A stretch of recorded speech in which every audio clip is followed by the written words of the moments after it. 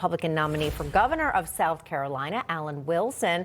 Alan, what is your take on all of this as you are getting into the political ring even more so than you already have been? Tell us your opinion on all of it.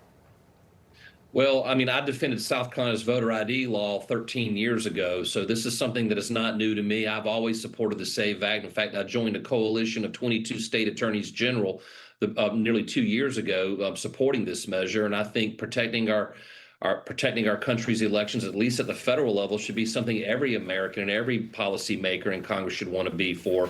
I agree with your previous panelists. You know, it baffles me that they don't seem to have the level of concern about securing elections. And I think, you know, what was said earlier is probably accurate, that they really do want non-Americans voting in American elections.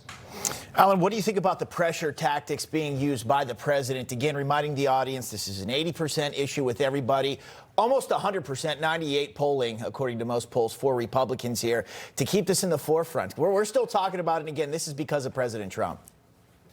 I mean, look, I applaud the president and those in Congress who are using every measure, every resource available to them. I mean, honestly, at the end of the day, this is part of the process. You know, they have a bill on the desk. They're waiting for the president to sign. The president is using every lever that he has available to him, every resource available to him to try to get this thing passed. I mean, at the end of the day, securing elections should be a national security and a national priority issue.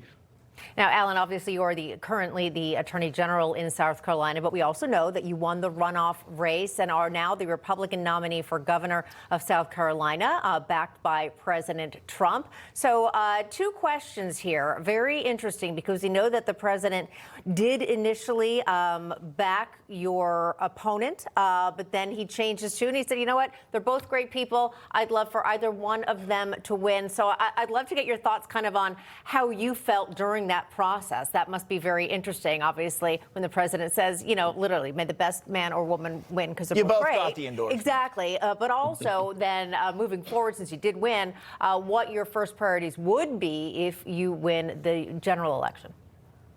Well, first off, I want to thank the president for his support late in this election. It was much needed, and I appreciate it. I think the president co-endorsed me for this reason. I think, first off, he recognized that over the last 10 years, I have fought for and defended his agenda at the state level as well as at the national level. The president also likes a fighter. He likes people who are capable of winning, and I think he saw the grit and the determination that both I and my campaign basically demonstrated over the last couple of weeks of this election cycle. And obviously, we were starting to see the surge in the momentum. The president loves a winner, and I think the president wanted to recognize that, and his support was very helpful in the final days of this campaign, and I'm incredibly grateful to him. He's very popular here in South Carolina. Well, clearly you are as well. That's right. Yes, you too. It's looking good for you. Alan Wilson, we appreciate it. Thank you. Thank you so much. Information. Truth is freedom. Is Newsmax. It's real news for real people.